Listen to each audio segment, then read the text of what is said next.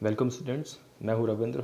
आपके लिए फिजिक्स के लेक्चर लेके आया हूं और फिजिक्स में पढ़ाने वाला हूं आपके इस क्लास के अंदर। ठीक है, पहली बात तो ये कह दूं कि सभी लोग घर पे रहें, सुरक्षित रहें, क्योंकि कोरोना का जो दौर चल रहा है एक तरीके से क्या कि बहुत सा बार बार लॉकडाउन करना पड़ रहा है। तो कोशिश करें घर पे ही रहें, बाहर जाने की बिल्कुल भी कोशिश ना करें और कोशिश करें कि घर पर रहकर पढ़ना शुरू करें। ठीक है, क्योंकि अब आपका 10th क्लास है और 10th क्लास में बहुत आपको मेहनत करनी है ताकि एक अच्छे जो नंबर के साथ साथ अच्छी नॉलेज आपको गेन कर सकें। ठीक है, तो आज के पार्ट हम कवर करेंगे लाइट का, जो कि है इंट्रोडक्शन पार्ट, जिसके अंतर्गत हम पढ़ने वाले रिफ्लेक्शन और रिफ्रैक्शन, यानी कि किस तरह से रिफ्लेक्शन वर्क करता है, किस तरह से रिफ्रैक्शन वर्क करता है with the help of light. Light के साथ साथ मतलब लाइट के हेल्प से कैसे रिफ्लेक्शन और रिफ्लेक्शन वर्क करता है, वो सारी चीज़ें हम इंट्रोडक्शन पार्ट में पढ़ेंगे।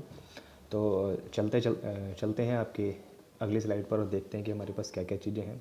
सबसे पहले हमारे पास है लाइट। What is light? ठीक है, लाइट के बारे में ही पढ़ेंगे सबसे पहले, क्योंकि उसी पे बेस सारी चीज़ें हैं। तो लाइट के बारे में क्या पढ़ सकते हैं, पहली लाइन में देखेंगे क्या लिखा हुआ है। Light is a form of energy that causes of sensation of light. मतलब लाइट एक फॉर्म ऑफ एनर्जी है। जैसे हमारे पास बहुत सारी अलग अलग एनर्जी है, जैसे कि हमारे पास मैकेनिकल एनर्जी है, ठीक है, सोलर एनर्जी है, इलेक्ट्रिकल एनर्जी है, और हमारे पास केमिकल एनर्जी और मैनी। ठीक है, हमारे पास बहुत सारी एनर्जी। वैसे हमारे पास लाइट क्या है, एक फॉर्म ऑफ एनर्जी है, जो अगर मान लें कि ये सन है, यहाँ से बहुत सारी लाइट हमें पास होती हुई मिल रही है। ठीक है, तो हम अगर यहाँ पर खड़े हैं, ये हम खड़े हैं, ठीक है, मान लो ये हम खड़े हैं और यहाँ पर कोई ऑब्जेक्ट रखा हुआ है। यहाँ से यहाँ तक जब लाइट गिरेगी इसके ऊपर, तब आप इसको देख पाओगे यहाँ से।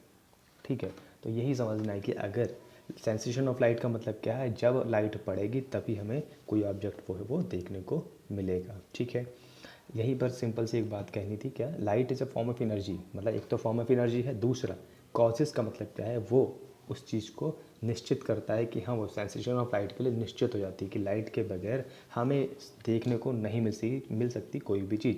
क्या आप अंधेरे में देख पाते हैं? कभी नहीं। लेकिन वहीं उसी अंधेरे में छोटी सी एक मोमबत्ती जला लो या टॉर्च जला लो, तो आपको उस टॉर्च के आसपास जो रोशनी है उसमें कुछ ना कुछ देखने को मिल जाएगा। वही चीज़ बोली जा रही है कि लाइट जहाँ से भी पड़ रही होगी, जिस ऑब्जेक्ट के ऊपर पड़ रही होगी, वहाँ पर हमें देखने को मिल जाएगा। ठीक है, सेकंड पॉइंट में हमारे पास क्या है, we consider light as waves, यानी कि लाइट को हम वेव्स की तरह बात करते हैं कि वेव्स में जो फॉर्म वेव्स में वो क्या करती हैं, ट्रैवल करती हैं। ठीक है, light as a waves, simple सी बात है, लाइट एज अ वेव यानी कि यहाँ से यहाँ तक अगर कोई चीज़ ट्रैवल कर रही तो ऑब्वियस सी बात है किसी ना किसी फॉर्म में जा रही होगी। तो हम ये बात करते हैं जो लाइट है वो वेव्स के फॉर्म में ट्रैवल करती है। ठीक है, पहली एक बात।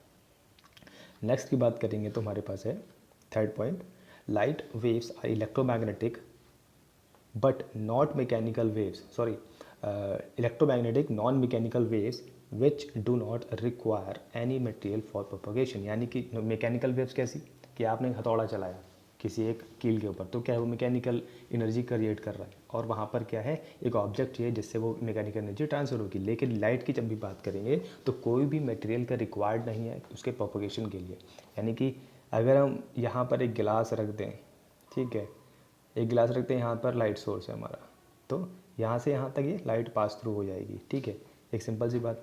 अगर गिलास के साथ साथ यहाँ हम रख दें एक दीवार, ठीक है, तो इस और यहाँ लाइट जला दें, ठीक, तो इसके आर पार निकल, इधर से साइड से निकल जाएगी, तब भी लाइट को रोक नहीं पाएगी ये। क्यों? क्योंकि साइड से तो निकल रही है। यही चीज़ें मैं समझाने की कोशिश कर रहा हूँ कि कोई भी मटेरियल नहीं चाहिए हमें किसी भी लाइट को प्रोपोगेट कराने में। पहली चीज़, इलेक्ट्रोमैग्नेटिक वेव्स कहलाती हैं। ठीक है, light waves are electromagnetic. Electromagnetic का मतलब क्या है, उसे कोई भी किसी भी तरीके का मीडियम नहीं चाहिए जिससे हम, मटेरियल मीडियम नहीं चाहिए जिसके थ्रू वो प्रोपोगेट कर सके। ठीक है, कैसी है, नॉन मैकेनिकल का मतलब क्या है, किसी भी तरीके से मैकेनिकली कोई वर्क नहीं करना है, सीधा सीधा हमें लाइट को पास थ्रू करा देना है। ठीक है, तीसरे पॉइंट पर आते हैं, चौथे पॉइंट हमारे पास क्या है, light waves can also propagate through vacuum. ठीक है, क्या मैकेनिकल वेव्स या केमिकल रिएक्शंस वैक्यूम में क्रिएट हो सकती हैं? बिल्कुल नहीं हो सकती। यहाँ पर अगर हम बात करेंगे लाइट वेव्स की, तो वो प्रोपोगेट हो सकती है वैक्यूम के अंदर with an speed of 3 × 10⁸ metre पर सेकेंड। यानी कि ये जो स्पीड है ये वैक्यूम की ली गई है। हमेशा ध्यान रखना, ये अगर तुम स्पीड बता रहे हो कभी भी स्टूडेंट्स, तो ये सारी की सारी वैक्यूम की स्पीड है। ठीक है, ये ध्यान रखना आगे सारी चीज़ें। नेक्स्ट हमारे पास क्या पॉइंट है, light cast shadow of opaque object. Opaque का मतलब क्या है, जहाँ से लाइट पास थ्रू नहीं हो सकती। जैसे कि एक तो मैंने ट्राइंगल लिया हुआ है और ये पूरा फिल है, मतलब सॉलिड है एक तरीके से, तो इसके आसपास से लाइट जा सकती है, इसके आसपास से लाइट पास थ्रू हो जाएगी। ठीक है, लेकिन इसके ऊपर से नहीं निकल पाएगी, बाहर से तो चली जाएगी। यह ऑब्जेक्ट हमारा इसके यहाँ से नहीं निकल सकती, इस पॉइंट से, ये पूरे पॉइंट है, यहाँ से बाहर नहीं निकलेगी पूरे ऑब्जेक्ट से, ठीक है। तो वही बोला गया है ओपेक ऑब्जेक्ट का शेडो बनाता है क्या, ओपेक ऑब्जेक्ट शेडो बनाता है क्योंकि वो लाइट को अपने ऑब्जेक्ट के आउटलाइन के हिसाब से उसे उतनी लाइट को रोक लेता है, इस वजह से सामने की तरफ हमें शेडो दिखाई देती है। जैसे एग्जांपल अगर ले लें, आप अगर स्कूल जा रहे हैं, ठीक है, एग्जांपल एक ऐसा ही है, स्कूल जा रहे हैं और पीछे से आपको कोई रोशनी पड़ रही है, रोशनी किसकी होगी, सूरज की होगी, ऑब्वियस सी बात है। तो सामने की तरफ जो परछाई पड़ रही है, तो वहाँ पर आप ऐसे ओपेक ऑब्जेक्ट कंसीडर किए जाएंगे क्योंकि उसमें से कोई भी लाइट पास थ्रू नहीं हो पा रही है आपके शरीर से, इस वजह से जो आउटलाइन है आपके शरीर की, वहाँ से लाइट पास थ्रू हो रही है और इस वजह से सामने की तरफ आपको एक परछाई देखने को मिलेगी, जो शेडो इसको बोल रहे हैं। तो यही हमने बोला हुआ है क्या, light cuts a shadow of opaque object, opaque object के शेडो को वो क्रिएट करता है क्योंकि उसके आउटलाइन से क्या वो निकल जाता है बाहर, आउटलाइन के बाहर से वो लाइट पास थ्रू होती है, ना कि उसके बीच में से। ओके, चलो नेक्स्ट स्लाइड पे देखते हैं और देखते हैं हमारे नेक्स्ट स्लाइड में क्या पढ़ना है हमको। ठीक है, सबसे पहली चीज़ है propagation of light. Light propagation किस तरह से करेगी, ये इंपॉर्टेंट टॉपिक है कि लाइट प्रोपगेशन किस तरह से करेगी, कैसे लाइट प्रोपगेट होगी। पहला पॉइंट हमारे पास क्या है, light emitted from the source is propagate in a straight line. अगर एक देखो यहाँ पर सिंपल सा है, मान लो ये हमारे पास सोर्स है, मान लो ये हमारे पास सोर्स है एक, ठीक, और इसके आसपास लाइट बहुत सारी पास हो रही है, ठीक है, ये लाइट पास हुई। तो जैसे ही ये लाइट पास हुई तो मतलब ये यहाँ से निकली और स्ट्रेट लाइन में ही चलना, ये यहाँ से निकली और स्ट्रेट लाइन में चलना शुरू कर देगी। अगर ये यहाँ से निकले तो ये भी स्ट्रेट लाइन में चलना शुरू कर देगी, यहाँ से निकली तो ये भी स्ट्रेट लाइन में चलना शुरू करेगी, यहाँ से निकली तो ये भी स्ट्रेट लाइन में चलना शुरू करेगी, चाहे ये निकली है तो ये भी स्ट्रेट लाइन, मतलब जैसे ही लाइट पास निकलना शुरू होगी वैसे ही वो स्ट्रेट लाइन में चलना शुरू हो जाएगी। वही मैंने पहली लाइन में ये पढ़ा था, क्या, light emitted from the source is propagate into in a straight line, straight line में चलना शुरू करती है। एग्जाम्पल ये भी देख सकते हो आप, ये सारी की सारी बाहर की तरफ जा रही हैं, सब के सब स्ट्रेट लाइन की तरफ इशारा कर रही हैं कि सब स्ट्रेट लाइन में चलना शुरू करती हैं अपनी अपनी डायरेक्शन में, ठीक है। दूसरी तरफ a light wave travels in a straight line path is known as rectilinear propagation. जो ये स्ट्रेट लाइन प्रोपगेशन है, यानी कि स्ट्रेट लाइन में चलना, ये जो स्ट्रेट लाइन में चलने की बात की जा रही है एक सोर्स से, ये सोर्स मान लो, ठीक है, तो वो क्या है, रेक्टिलिनियर प्रोपगेशन कहलाता है, ठीक है, ये रेक्टिलिनियर प्रोपगेशन कहलाता है। और इसी बात है, ठीक है, क्योंकि वो एक सिंपल एक स्ट्रेट लाइन में चल रही थी, इसलिए हम उसको क्या बोल रहे हैं, रेक्टिलिनियर प्रोपगेशन ऑफ लाइट। क्यों, क्योंकि वो एक सीधी लाइन में या सीधी रेखा में चलती जा रही है लगातार, बिना किसी ऑब्स्टिकल के, बिना किसी रोकथाम के, वो आराम से चलती जा रही है, कोई बिना दिक्कत के, ठीक है, क्योंकि वो केवल सीधी रेखा में ही चलती जाएगी। चलो चलते हैं नेक्स्ट स्लाइड पर और देखते हैं कि नेक्स्ट स्लाइड में क्या हमारे पास है। चलो, रे and beam of a light. रे और बीम दो अलग अलग चीज़ें हैं, रे और बीम। रे क्या है, रे is the light of direction of the path taken by light, यानी कि रे वो चीज़ है जो डायरेक्शन क्या बताती है, लाइट की डायरेक्शन को बताती है। क्या, लाइट के डायरेक्शन को बताती है हमारी रे, कि हाँ इस डायरेक्शन में हमारी लाइट जो है वो पास हो रही है, ये हमें पता चल गया। जैसे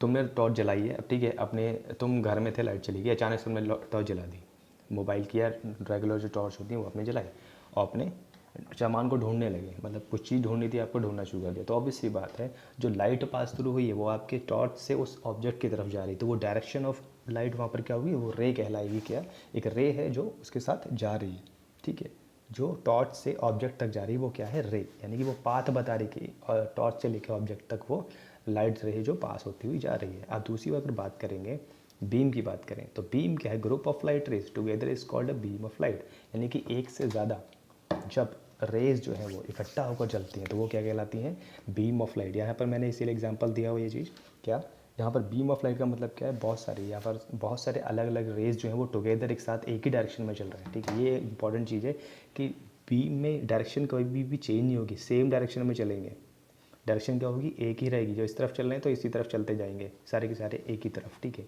अब हमने देखा होगा, आपने सुना भी होगा, कार में हाई बीम लो बीम होता है, ठीक है, हमारी मोटरसाइकिल के हेडलाइट्स में हाई बीम लो बीम होता है, वो यही होता है। क्या, क्योंकि वो बीम को डिवाइड करता है, कैसे, कि हाँ अगर हमें दूर तक देखना है तो हम लॉन्ग हाई बीम को उठा लेंगे, जो हमें पास में देखना है तो हम लो बीम को उठा लेंगे, बस यही चीज़ें अंतर है। लेकिन उस बीम का मतलब क्या, कई सारे रेज़ वहाँ पर मिलकर क्या कर रही हैं, एक बीम क्रिएट कर रही हैं, कई सारी रेज़ मिलकर एक बीम को क्रिएट कर रही हैं। ठीक है, यही सिंपल सा था। मेरे को जहाँ तक है आपको समझ में आ चुके होंगे, जो भी टॉपिक्स आज क्लियर किए हैं, जो भी टॉपिक्स आज हमने पढ़े हैं वो सारे आपको समझ में आ गए होंगे। बहुत सिंपल तरीके से मैं समझा रहा हूँ, ताकि जितनी आसानी से मैं समझा रहा हूँ उतनी आसानी से तुमको तुरंत का तुरंत समझ में आ जाए। ठीक है, चलते हैं नेक्स्ट स्लाइड पर और देखते हैं क्या हमारे पास और है। यहाँ पर देखिए, अगर हमने बीम्स पढ़े तो बीम्स के बारे में पढ़ लें और थोड़ा कि हमारे पास बीम्स जो है वो किस तरह से काम करते हैं, कैसे कैसे उसके डिफरेंट तरीके हैं समझने के, क्या क्या चीज़ें हैं हमारे बीम्स के अंदर। पहली चीज़ हमारे पास है बीम में पैरेलल बीम। पैरेलल बीम का मतलब क्या है, ये देखिए एग्जांपल, या देखिए एक डायग्राम को देख लीजिए। पैरेलल बीम जिसकी रे की जो डिस्टेंस होगी आपस में वो बराबर रहेगी, पैरेलल बीम्स, यानी कि वो कभी भी एक दूसरे से टकराएंगे नहीं। ठीक है, वो हमेशा पैरेलल ही चलेंगे, जैसे ट्रेन की पटरी होती है ना, पैरेलल ही चलती है ज़िंदगी भर, चाहे जहाँ चले जाओ वो पैरेलल दिखेगी। तो मतलब क्या है, वो वही ट्रेन वाली बात यहाँ पर अगर अप्लाई करते हैं तो कभी भी ये दो जो रे हैं, यानी कि ये दो रे मैं बता दूँ, ये ज़िंदगी भर ऐसी ही रहेंगी, कभी ये ऐसी नहीं हो सकती हैं। ठीक है, कभी भी ये ऐसी जाके मिलेंगे नहीं। ठीक है, वो क्या हमारी पैरेलल बीम हो गई। अब हम बात करेंगे डाइवर्जेंट बीम्स। डाइवर्जेंट बीम का मतलब क्या है, spreading out of A light रे एमिटेड फ्रॉम द सोर्स। जो भी सिंपल सी चीज़ है, क्या ये सोर्स में अगर मान लें ये सोर्स है, सोर्स से बाहर की तरफ जो लाइट पास थ्रू हो रही है वो सब क्या है, डाइवर्जेंट बीम्स, यानी कि बाहर की तरफ जो लाइट को पास थ्रू करा रहा है, आगे स्प्रेड कर रहा है, वो सब क्या हमारी डाइवर्जेंट बीम को कहलाती है। वो सोर्स से निकली हुई बीम्स होती है, यानी कि सोर्स से जो भी लाइट रेज निकल रही हैं वो सब की सब क्या कहलाएंगी, डाइवर्जेंट बीम्स कहलाएंगी। ठीक है, ये आप समझ चुके होंगे, बहुत सिंपल सी चीज़ है, बहुत सिंपल तरीके से भी मैंने लिखा हुआ है ताकि आपको ज़्यादा दिक्कतें ना हो पढ़ने में भी। नेक्स्ट हमारे पास कन्वर्जेंट बीम। अब कन्वर्जेंट बीम का मतलब क्या है, group of rays of light meeting at a common point, एक कॉमन पॉइंट पर जाकर मिलना। जैसे कि एग्जांपल ले लो कि तुम सबसे स्टूडेंट्स को बोला गया कि अपने अपने मॉनिटर को एक क्लास से निकलना है, सभी को अपनी क्लास से मॉनिटर को कहा गया कि ग्राउंड में जाके मीटिंग है। तो ऑब्वियस बात है, एक पॉइंट है ग्राउंड में जहाँ जाके मीटिंग करनी है, तो सारे के सारे अलग अलग डायरेक्शन से आएंगे और सेम जगह आकर मीट करेंगे। वही चीज़ क्या है, ये चीज़ देखिए आप, ये अलग अलग डायरेक्शन है सभी की, और मीटिंग पॉइंट क्या है, ये वाला, ये मीटिंग पॉइंट है जहाँ पर ये सारे आकर मिल रहे हैं। तो वही क्या है, कन्वर्जेंट, यानी कि बहुत सारे अलग अलग रेज को एक जगह आकर कॉमन पॉइंट पर आकर मीट हो जाना, वो सब हमारा क्या है, कन्वर्जेंट बीम है। ठीक है, समझ गए होंगे जहाँ तक, क्योंकि बहुत नॉर्मल बेस में समझा रहा हूँ, समझ चुके होंगे जहाँ तक है स्टूडेंट्स। और थोड़ा ध्यान से समझिएगा, समझने की कोशिश कीजिए क्या चीज़ हम पढ़ने वाले हैं। लास्ट हमारा पॉइंट है हमारे पास आज के, ऑप्टिकल मीडियम। ऑप्टिकल मीडियम क्या होता है, क्योंकि मैंने लाइट पढ़ा, बीम्स पढ़ा, रेज पढ़ा, ठीक है, अब पढ़ेंगे ऑप्टिकल मीडियम, क्योंकि लाइट को पास होने के लिए, नहीं होने के लिए हम कुछ चीज़ों को पढ़ने वाले हैं। पहला हमारे पास क्या है, ऑप्टिकल मीडियम होता क्या है, any substance which allows the light to pass, any substance, समझना एक बार दोबारा सुन लेना, any substance which allows the light to pass through is called an optical medium. जो भी मीडियम हो, कोई कैसा ही मीडियम हो सकता है, आप एग्जांपल खुद ही सेट कर सकते हैं, कोई सा भी मीडियम हो सकता है जहाँ से लाइट जो है पास थ्रू हो जाती है, वो क्या कहलाती है, हमारी ऑप्टिकल मीडियम कहलाता है। जैसे एग्जांपल दे देता हूँ, आपके पास एक, हाँ, चश्मा कोई भी लगाता हो, उसकी एग्जांपल ले लो, चश्मा लगाते हैं, ठीक है, चश्मा ये रहा, इससे लाइट पास थ्रू हो जाती है, क्यों, क्योंकि ये ट्रांसपेरेंट होता है। तो आसानी से हम बोल सकते हैं क्या, इस लाइट पास थ्रू हो सकती है इस चश्मे के अंदर से, तो ये क्या होगा, एक ऑप्टिकल मीडियम कहलाएगा। ठीक है, सेकंड पॉइंट की अगर बात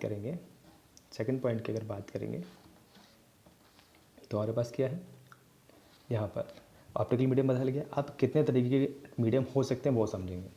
a medium through which light pass only partially is called translucent. Translucent क्या है, जहाँ पर पार्शियली जो है लाइट पास थ्रू हो रही है।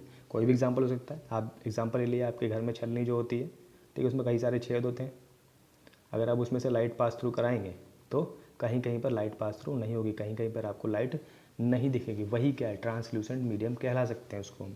एग्जांपल मैंने दिया है, जहाँ पर छलनी आप ले लें, ठीक है, उसके ऊपर से अगर लाइट पास थ्रू करेंगे तो आपको कहीं कहीं जगह पर परछाई दिखाई देगी, वही क्या हमारा कहला रहा है, ट्रांसल्यूसेंट मीडियम। एक बार दोबारा पढ़ लेते हैं, a medium through which light passes only partially is called translucent medium, यानी कि जहाँ पर पार्शियली कोई भी लाइट जो है पास थ्रू हो रही है वो क्या कहलाती है, ट्रांसलूसेंट मीडियम कहलाती है। ठीक है, अब आते हैं नेक्स्ट पॉइंट पर, हमारे पास क्या है,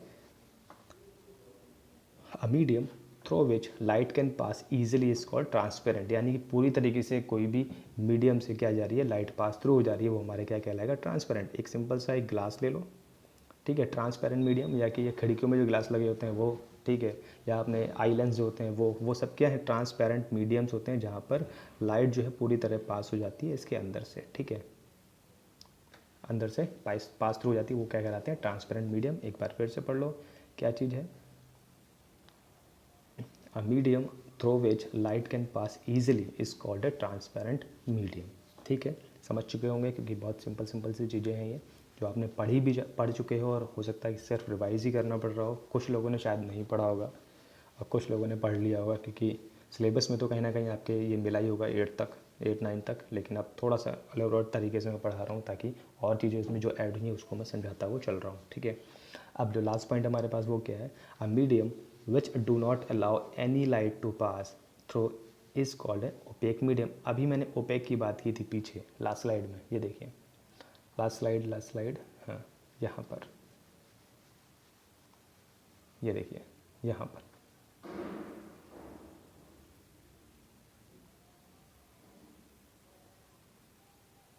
ये देखिए, ये लाइट का shadow of an opaque object. Opaque object की बात की, अब लास्ट स्लाइड पे चलते हैं हमारा जो हम पढ़ रहे थे।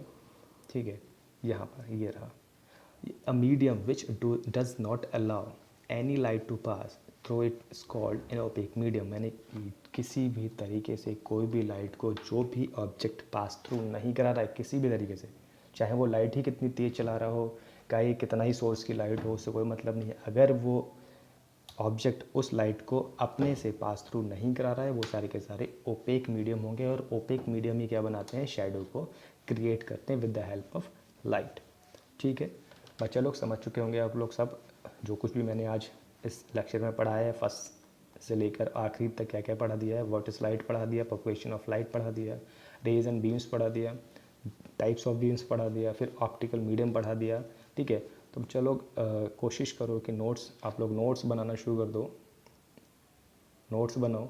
ठीक है, नोट्स बनाना शुरू कर दो, कॉपीज़ ले लो और नोट्स बनाओ, ताकि आपको बाद में दिक्कत ना हो कि हाँ ये नहीं पढ़ा है कि वो नहीं पढ़ा है। आपको जितना भी मैंने डेटा दिया हुआ है उसको ऐसे नोट्स क्रिएट कर लो, ऐसे नोट्स आप अपने पास रखो, ताकि आप नेक्स्ट जब भी क्लासेस खुलेंगी तब आप पढ़ना इसको शुरू कर पाओ। ठीक है, ताकि आपके पास एक ऐसा डेटा रहेगा जिससे आपको पढ़ने के लिए हेल्प मिलती रहेगी। ठीक है, आज की क्लास को यहीं साइन आउट करते हैं। बहुत बहुत धन्यवाद आप सबका क्लास लेने के लिए। Have a good day, stay home, stay safe, bye bye.